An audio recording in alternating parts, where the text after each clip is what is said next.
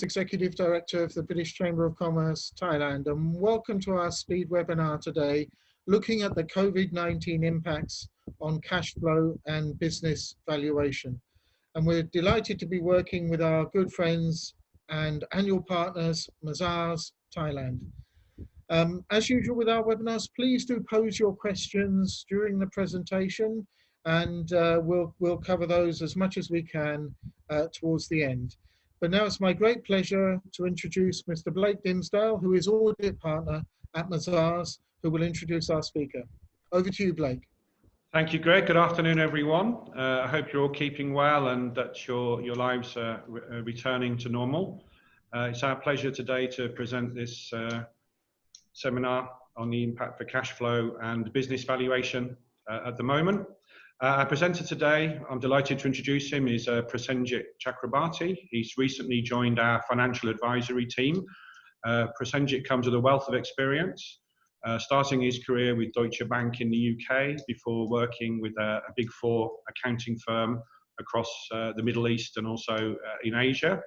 So without any further ado, I pass you over to Prasenjit for the presentation. Thank you, Blake. Good afternoon, everybody. Thank you for joining this session. As we mentioned that today we are going to talk about the COVID-19 impact on the cash flow and the business valuations, which everybody is talking about.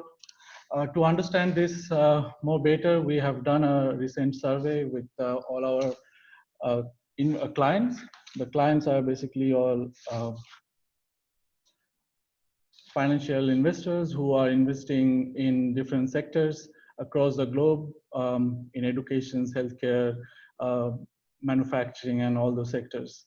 Obviously, education is one of our key sectors that we are trying to build our capabilities in Mazars, Thailand, and we are supporting our clients in CLMB region who are from education and healthcare sector. So as you see on the slide, left side, the pie chart, the survey that we did, we reach out to all our investors. Around 38% and 36% of the respondents were from venture capital fund and leverage buyout fund. All these funds are managing their portfolio companies across the globe from different sectors that I mentioned. And on the right side, if you look at the survey result that I got, almost 89% of the respondents says that their portfolio companies' revenue were negatively impacted from 0 to 50% in last 4 to 5 months as a result of COVID-19. In order to overcome from this this crisis, the focus for next 12 months for all these companies, if you look at the chart below right side, you see that most of the companies, 24% of the companies, they believe that they will focus on managing the downside of the business. And surprisingly, around 45% responded, they said that their focus would be finding new opportunities and acquiring some other business.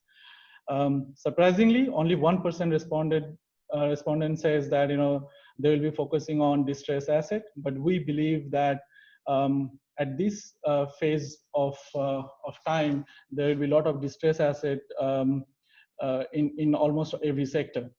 So yeah, so this is the impact that we found, that there's an impact on the cash flow, cash inflow of all the business. Now, if you talk about what are the key impacts in the cash flow, the first point is the generations of cash flow, which was significantly impacted by the COVID-19. The key points here are sustainability of the cash flow and value creation. In our opinion, the fundamental variable that determines the ability to generate cash flow is going to be the time. Time will play a crucial role in all the businesses. And the important questions that is going to arise is how long the companies endure the current situation or the cash flow that they have. By saying so, I would like to mention that nowadays, there's a trend that most of the companies are focusing on just cash flow rather than creating a real asset or the tangible asset, which can actually help the companies to generate additional cash flow.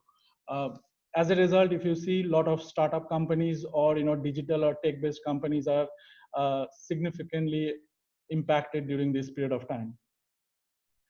We were advising a tech-based logistic company in Bangkok with our corporate finance services recently, and their primary business was totally dependent on the tourism sector and the passenger arrival in Thailand.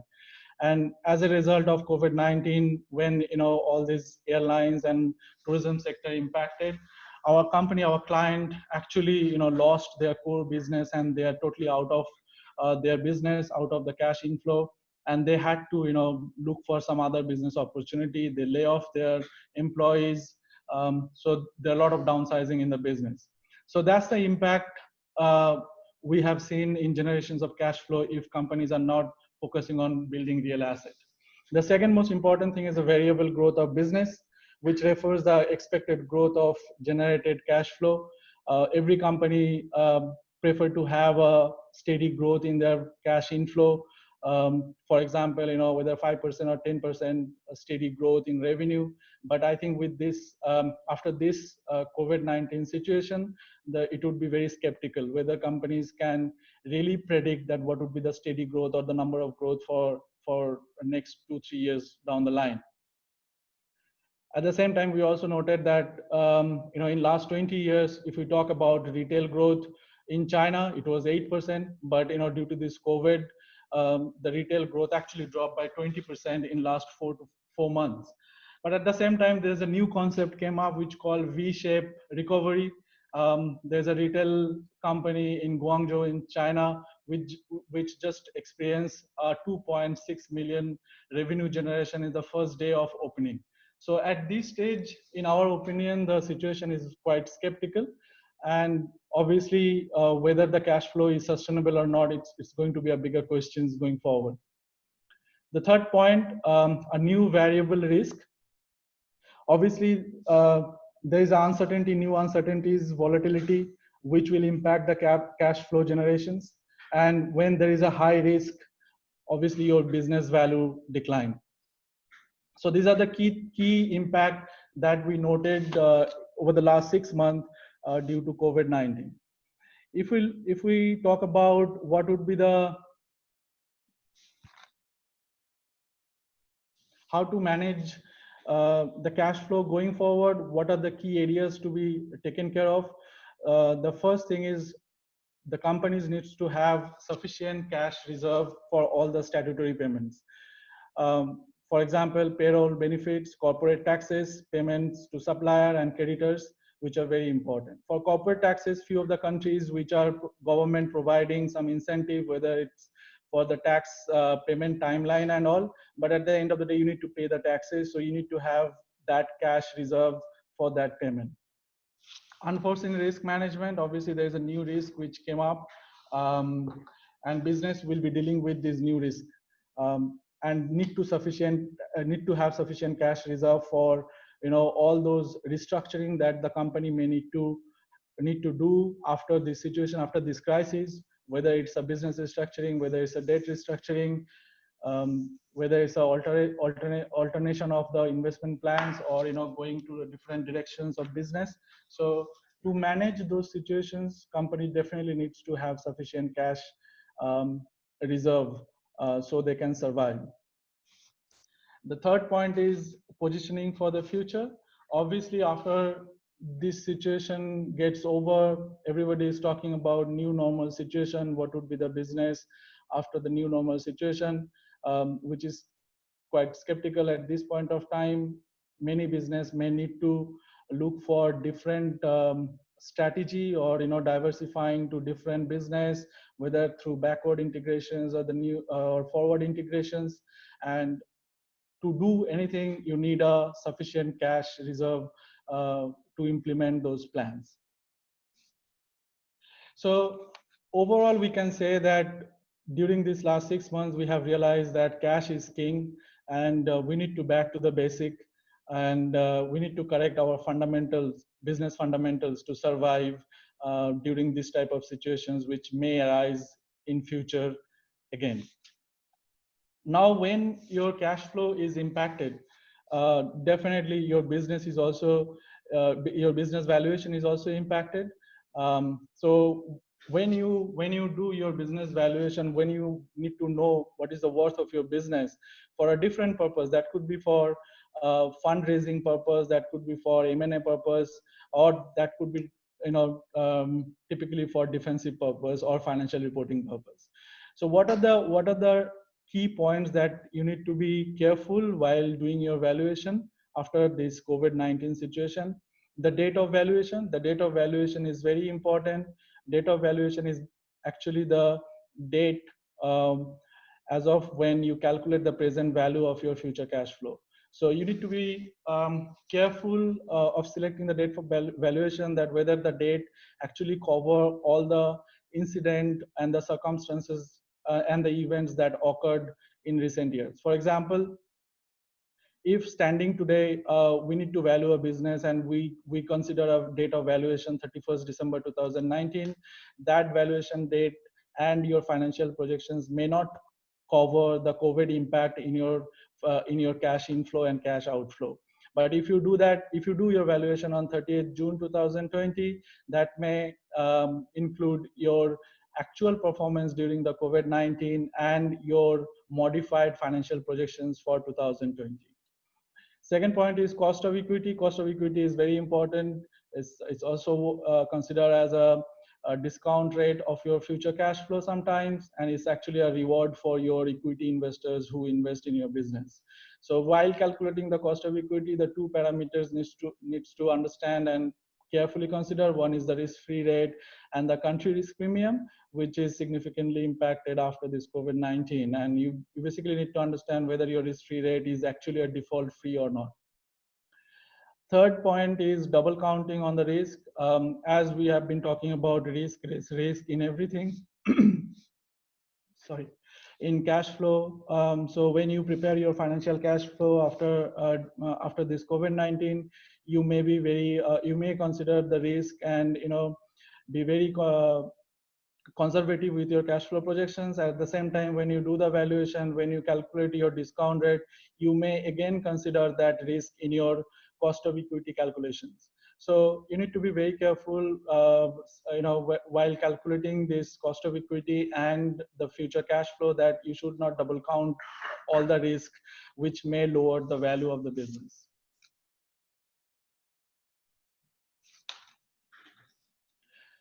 The fourth point is discount for lack of marketability. So nowadays, a lot of people are talking about that there's a lot of distress asset. I also talked about it. So the value of the business may be lowered, but this may not be applicable for all the industry. Different people are in different industry, different businesses has different dynamics.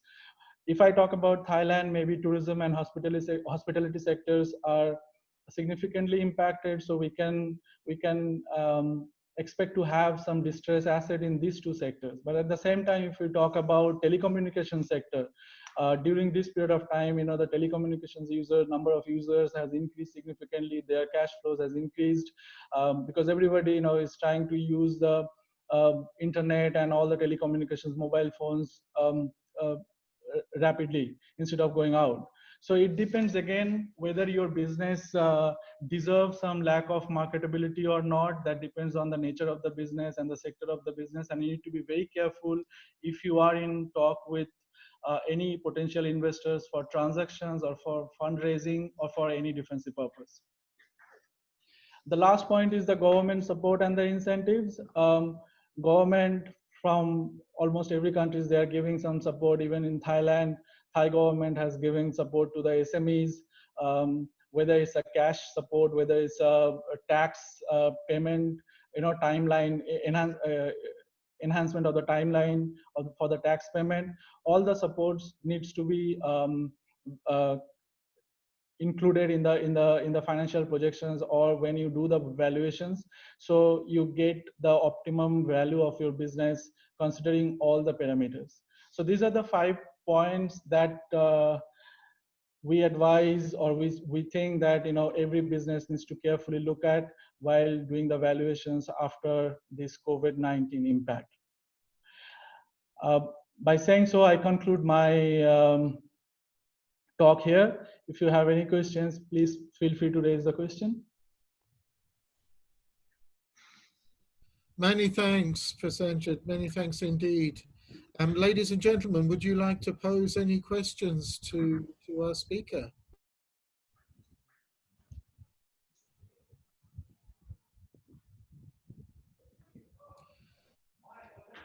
I mean, maybe to kick things off, Prasenjit, you know, what impact are you seeing in terms of SMEs? These form definitely the majority of our members, maybe up to 80% of our member companies, and for them, cash is a huge challenge. And looking at those priorities you mentioned, Yep. you know, they may not be able to raise funds as quickly as possible to cover all those statutory requirements. What is your thinking on that?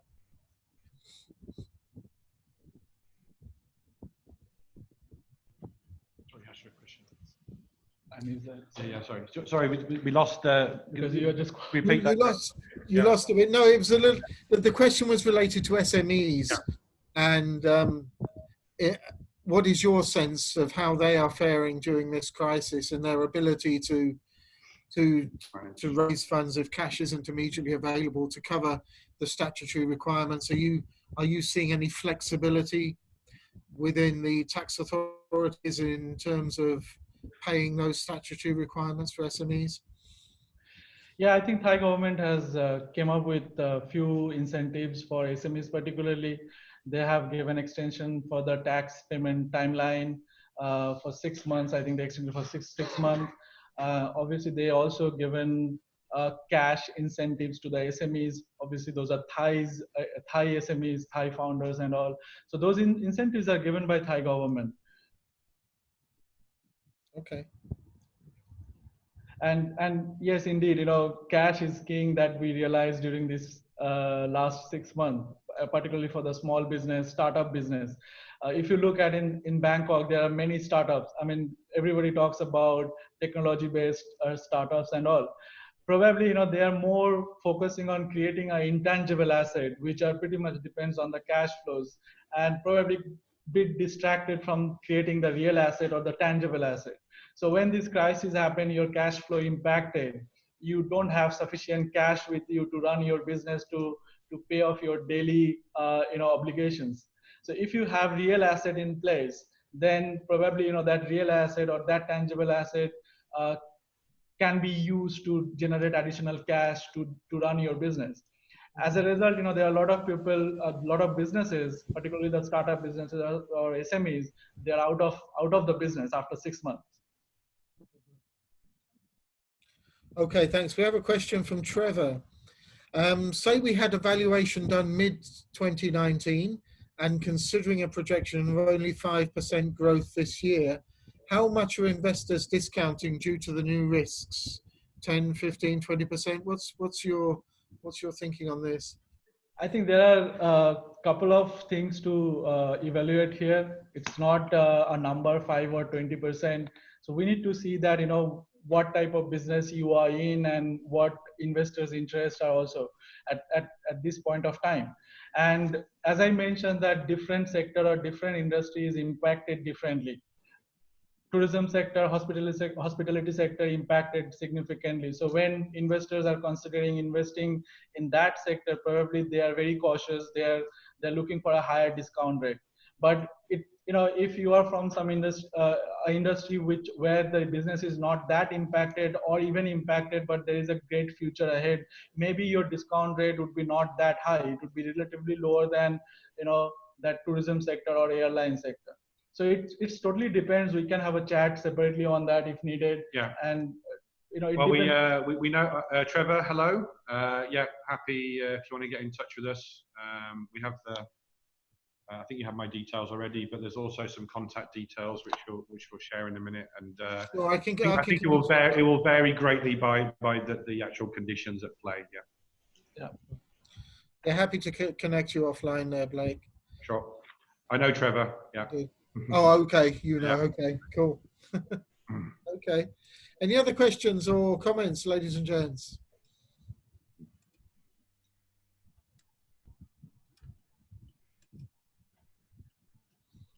Is there anything you'd like to add, Blake? No, thank you for your attention. And I say, just to repeat my comment at the start, I hope everyone's doing great. And obviously, it's a difficult time for people in their personal lives and also, business and professional lives. And if you find yourselves in any challenges here with, managing your cash flow, Procentric can help with that. And also in terms of if you're looking to monetize your business in some way, or indeed acquire a business, then we're ready to assist that. And we are also going to share the presentation. So if anybody has any particular comment or wants to understand something in detail, I think we'll be very happy to address those comments. Sure. Yeah. Okay. Cool. Fantastic. Well, thank you very much indeed for your presentation. And Blake, thanks for arranging this. It's great to be working with Mazars as always. And as you said in your initial comments, stay safe, everybody. That's our pleasure, Greg. And, thank you, Greg. Thank you, everybody. Thank you, everybody. Bye-bye. Bye-bye.